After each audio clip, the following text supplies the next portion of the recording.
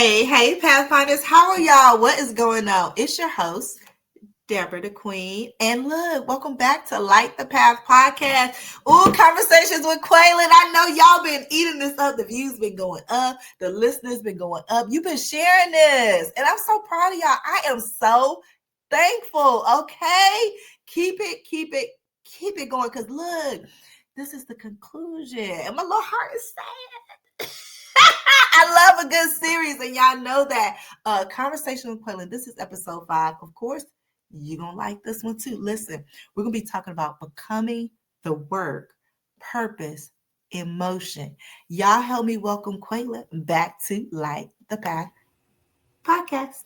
Hey, how y'all doing? Oh, we back. High five, we back. We are back. Episode 5. Qualon, I just have to thank you again. I know I've told you this off recording, but thank you. I appreciate your time and consideration, taking this whole idea that the Lord gave me and indulging in it and bringing your best self. So thank you. Absolutely. And thank you for being able to have the discipline to execute on something that you had an idea of and being able to bring it out into fruition. And now the whole world is going to be blessed from it. So shout out to you for that. I mean, come on. Obedience is better than sacrifice. That's what the words say. And so it was hard for me to get it all together, but I am so thankful for it. Look, I know y'all been enjoying this, and we're going to flip it around this time. Qualon, let everybody know where they can connect with you, because you don't want to have to wait to the end. I want y'all to get this information straight away. I'm also going to put it in the description box, so don't be too skittish. But Qualon, let them know where they can find you at. Absolutely. You can find me. I'm Qualon Bobbitt. You can find me in a Lithonia over there on the east side. You can find me all throughout Atlanta. You can find me at the Black Man Lab, a safe, sacred healing space for Black men of all ages. We meet every Monday at the YMCA off of Campbellton Road, the Andrew and Walter Young YMCA. We meet every Tuesday at Acoma Coffee over at Privy and Stonecrest. We meet every third Thursday at SAE Institute downtown in Atlanta. You can find me on Instagram at Qualon_ISQB. That's Qualon, QUALON_ISQB. Qualon is QB. That's me. You can find me on streaming platforms. That's Apple, Spotify, all of that at Qualon B. You can find me on the Black Man Lab album, the We Need You album by the Black Man Lab. You can find me spitting some stuff on there. You can find me on all those social media platforms for the Black Man Lab, Facebook, YouTube, TikTok, IG, Facebook, Black Man Lab, Qualon Bobbitt. Look them up. You see all the good stuff I'm doing. You see all the good stuff we're doing in the city. Yes, absolutely. Ooh, I'm excited about this. And I'm sad too. Okay. Looking back at your life, your journey, what moments prepared you for where you are now? So I would say 3 moments. One, now mind you, in these moments, there were smaller ones that led up to it, but I would say one of them that really stood out was when I was in the 7th grade. My granddad, Hodger Davis Sr., he had passed away. And down there, South Georgia in Dublin, we go to his funeral. I've never seen traffic in Dublin. And the day of his funeral, there's traffic every direction. And it seemed like all the cars in all the directions was going to my granddad's funeral. And that confused me because I'm like, one, there ain't even this many cars in the city. And then 2, how do all these people know my granddad? What is really going on? And mind you, I get the his eulogy, I'm reading it. At that time, I'm seeing things like, SCLC. I don't know about the Southern Christian Leadership Conference. And okay, I just knew him as my granddad and the deacon at the church. But now that I'm older and I'm learning more about, all these civil rights activists who are doing all these great things, what it meant to be down there where you're marching and things of that nature. My granddad was marching with Dr. King in South Georgia and all these different things. He was the leader of the SCLC back then, and this is only with having a 3rd grade education. He was still able to be a great father, still able to be a great husband, still able to be a great person for the community before I even knew the world was a bad place. And so just having that remembrance of like, yo, all these people know my granddad back then. How? And then when I go to take a tour of Morehouse, I had written off Morehouse like my sophomore year of high school because I'm like, old school, absolutely not. They probably like in the middle of the woods somewhere. I'm not trying to be there, absolutely not. But ended up taking a tour of the school. Now, mind you, I've been in uniform my entire life, elementary through high school, and so I've only really worn uniforms, suits, and play clothes, growing up. I get to Morehouse, I see some people wearing suits. I could definitely rock a suit better than that. What you doing? I'm gonna keep it pushing though. We walking. I see a statue of Dr. King. I'm like, oh, my granddad was marching with Dr. King. Okay, I kind of see like some of the people who will go here. Dope. And then get to the end of the tour, and we're like, yeah. And by the way, this is Clark Atlanta's campus. We're on the promenade by now. I'm like, Clark Atlanta? I thought this was a tour of Morehouse. What's going on here? And then we're walking back towards the front. He's like, yeah, and across the street right here at this gate, that's Spelman. I said, oh, I for sure heard of them. I'm gonna throw my name in this bucket. By the end of the tour, I was like, I'm gonna apply, see what it's hitting on. And then, I'm over here looking at it completely different. I'm thinking I'm gonna go out of state for school. I'm like, man, it's here in Atlanta. I'm close to home. My whole mindset done shifted off of that. And then something else that was just phenomenal that prepared me. I guess I'll give you two more because they all connect. One was then graduation. I was initially going to graduate in 2018, I thought, and then ended up trying to give my final paper in to one of my professors the day after. She wasn't accepting it, and she failed me. She failed me the week leading up to graduation. And I'm still having the graduation party. I done got accepted into law school. Like I'm applying to jobs that need bachelor's degrees because they pay more. And now none of that is happening. You're not going to law school if you ain't finished your undergrad. And I'm applying to these jobs because you need a bachelor's degree, and I don't have that. So now that 2018 year is really tough. Come 2019, though, I graduate. I turned in that paper early. And spring of 2019 was the class that Robert F. Smith, the billionaire, paid off all the loans for the class of 2019. Come on, you were in that class? In that class. And so that led to how I even got to the Black Man Lab, because that was on Sunday. On Monday, attorney Mowley Davis called into the radio station that I was on with Derek Bozeman, how all these things are starting to connect. Derek Bozeman was the one who had the Real Men Read when I was doing the push-ups with the kids, who helped talked about that. I was on his radio show when he talked about, hey, come to the Black Man Lab. Cool, I'll go. What is that? And it's led to this whole pathway. I'll hold work for the Black Man Lab now. I'm on the radio telling on Derek Bozeman's show, how full circle is that? Telling people about the Black Man Lab, all because like in the 7th grade, my granddad, I'm seeing all these people pull up. He was marching with Dr. King. Dr. King went here, I'll check it out. Cool. Oh, now I'm here. I go to my own journey. Have no idea this is going to happen at the end of it. Have no idea that was going to lead to me getting into doing the work here in the city with the Black Man Lab and what that looks like and how they all just led to what I'm doing now. I was going to law school to get into politics because I was like, cool, I'll do that. Doing all this work in the community, this is really how I'm even getting to learn, serving all of the city. I'm like, this is really what people, even if I still get into politics, this is what people want. Somebody that they know that's actually going to do the work for their people and actually know the people in the community and things of that nature. And that's been able to give me these opportunities and be able to explore my creativity and explore what it looks like to serve and really be able to talk to the seniors, the elders, the youth, my peers, and still have that good heart of service throughout. It's incredible. Oh, it is. That's so good. How do you keep growing once you've reached a new level of success and awareness? Because, like, I mean, for me, I would be like, oh, I've arrived. Okay. Like, how do you keep yourself growing, watering yourself? Oh, see, I'm so happy that we shifted inside because I showed you all this photo earlier on one of the episodes about how I drew that. I don't know. Oh, yeah. Let me right solo. now. Let me put Yeah, solo. so like that's me in the hammock, Yeah. resting. I'm currently in an office. I'm not in my hammock in between some fruit trees, but then also I have my vision board right here, and all these things on this vision board isn't accomplished. Yeah, I accomplished one thing, but I haven't accomplished all of these. There's so many countries, there's different people, there's different goals that I want up here that I want to accomplish and do. I finished this one, this album that I'm working on now. Rookie Season is almost done, but I'm happy because I feel like there was such a bottleneck of creativity where it's like, yo, if I could just get this one done, that could flow for like this next project to come out, and then this project could come out and I could work.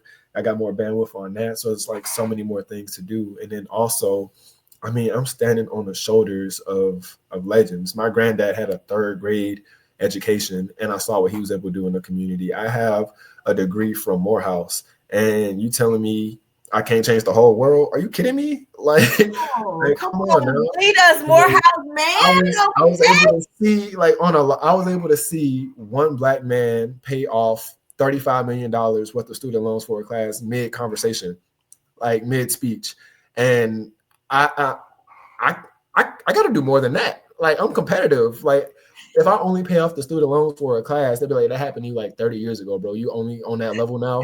Nah, bro. I gotta like donate a school and have a scholarship, and like we have to. I got to do way more than that. And like And even you on a hyper will. local level, I'm seeing Yeah. what Attorney Davis and all these other brothers are doing here in Atlanta. I'm like, oh, there's so much more than I could do right now. At that time, I was like, all I got is the ability to give you a carpool and a ride.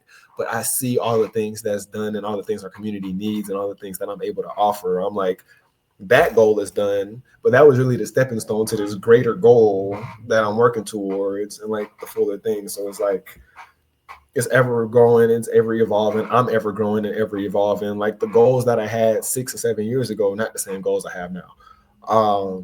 So that's how, just wanting to learn and continue to grow and read and learn about people and seeing what we're doing and partnering with other creatives. It gives me that drive to want to do more because I see other people doing more. I want to influence the youth to be like, hey man, he's awesome. Superheroes are really out here. Absolutely. And you one of them. Figure out what your power is. Like, Good. So so let's break it down then. So what daily habits or mindset keep your purpose in motion? that is an incredible question. So, habits, disciplines, and routines. We talk about it in the Black Man Lab. That is so important. We are intentional how we start the meeting. We make sure that everybody get their food, cool. But then we're starting off getting centered with our deep breaths. We're honoring our ancestors. We're making space where, like, if some brothers had a hard day or going through some things, we're not gonna ask you no questions. We're gonna dap you up, show you some love, because some brothers ain't been dapped up or been felt seen or loved or looked at weeks, months. You just really don't know. So being able to have somebody just look at you, be a smile, and be like, I see you. You don't know what they would have done for somebody. So that's just one way that we go about doing that. And then even for myself, I incorporate a lot of these different things. Like I don't really like being up in the morning. I can say that. I love being up late at night. That is me. But I'm up early some days, 5 a.m., 6 a.m., 7 a.m. All right. Affirmations. Cool. All right. Drinking my water. That's something that I do. I make sure that the first thing that I drink and the last thing I drink every day is water. So that's something that I just consistently do. So now I've woken up, I done said something positive, even if I would have said it like sometimes only in my head or like low under my voice because I still got my morning voice and my morning breath and I'm not even trying to smell it or whatever. And I'm sounding crazy. Whatever. At least I've said something positive. Like, I've said my prayer. I said some affirmations. I done drink my water. Now I'm outside in nature, I'm finna like go on a walk. Now I'm spending some of my verses and now, I'm getting warmed up and things of that nature. And it's starting to flow. And then I get in, okay, cool. Because I realized I can't wake up. Well, I can, but it's probably not the best thing for me if I wake up and immediately try to read. Because then I just wake up 20 minutes later with a book in my hand. So it's like, cool, nah, wake up, get up, go walk, move around a little bit. Now when I come back, I can read or write if I had anything that go on, hop in the shower, wash my face, brush my teeth, get my breakfast going. I might do a shake. I'm real big on smoothies. I've been making smoothies. I go smoothie for smoothie with anybody at this point. But now it's like, hey, I done gone an hour and I went from saying, I'm not gonna be on my phone for the first 10 minutes to I'm gonna see how long I could go without being on my phone. And now it's like I can go an hour, might have it on me like if I'm outside because I'm tracking my steps or something like that. But I'm not on my phone. I'm on my notepad. I'm walking. And now it's like a chain of before I go out and go into the world and give everything to everyone else. I've taken this time to be intentional with like me and making sure that I've had this. And it's better because I'm doing it like 5 and 6 a.m. in the morning instead of doing it at the end sometimes. It's like 11 at night where I'm doing it, whatever's left. So even that shift is then where it's like I see some of the fruits of it where I'm like, all right, I don't care to be going to sleep early, but I understand what's going to be coming in the fruits in the morning. So let me go ahead and do that. Cool.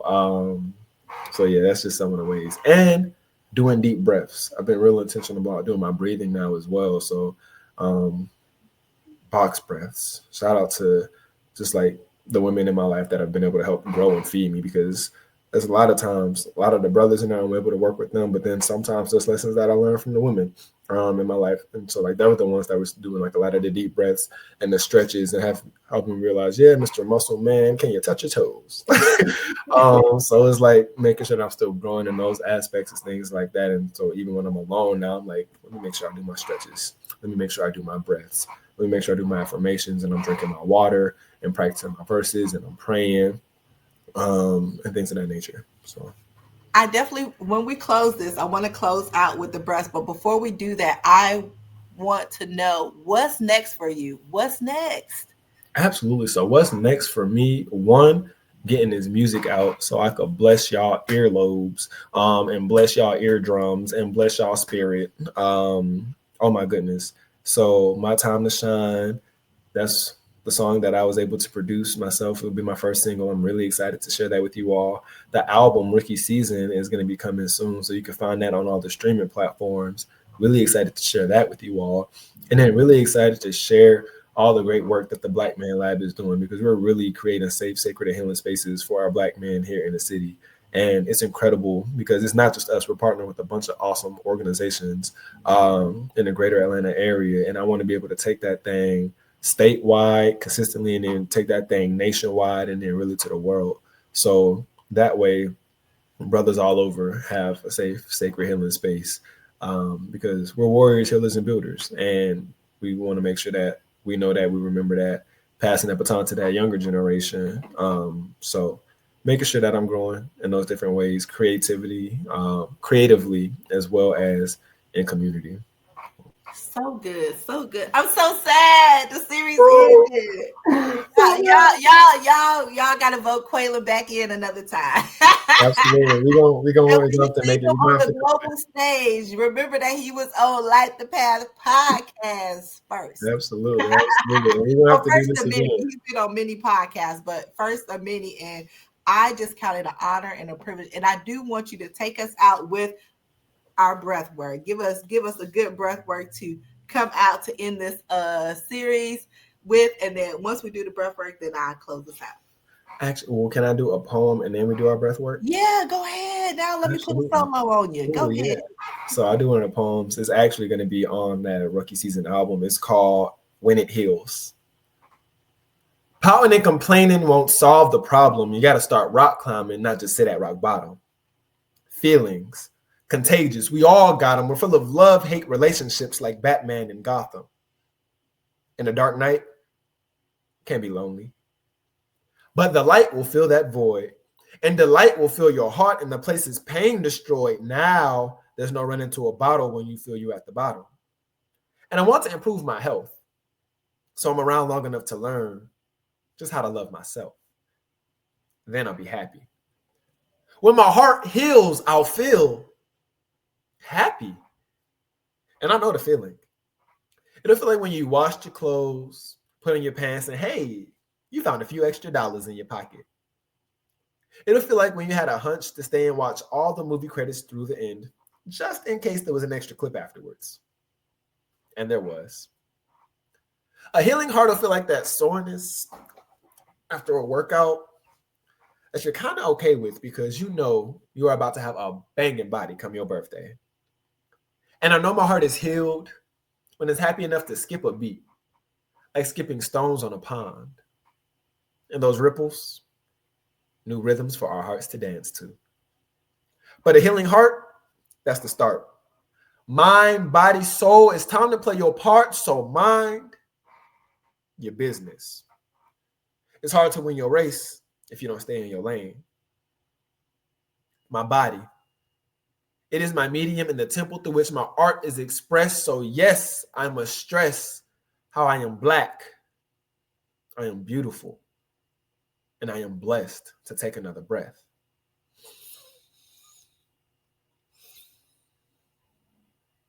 My soul, It resides in my body that's helping me stay in my lane, my soul. It helps me express something so personal, yet universal. My mind, body, heart, and soul coming together to love me. I am happy. I am whole when it heals.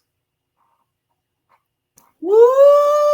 So good. We cannot wait for rookie season to come out. We cannot wait for the single, My Time to Shine, to come out November 1st. Look, all details, all the links will be added to every single episode. So, Qualon, thank you again. Take us out with some breath work now. Absolutely, absolutely. So, what we're gonna do these breath work, the same that we do in the Black Man Lab. So, we're gonna make sure you get your feet flat on the floor, get your back as straight as possible. You can have your eyes open or closed. That's completely up to you. And we're gonna do 3 deep breaths. On this first breath, let's breathe in all the positivity. Exhale the negativity. Next, let's breathe in all the focus. Let's exhale all the distractions. Lastly, let's breathe in courage. Let's exhale fear. Beautiful, beautiful, beautiful. Awesome. Thank you so much for that.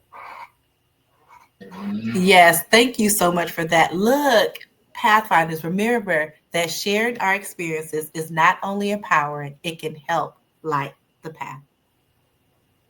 We did it!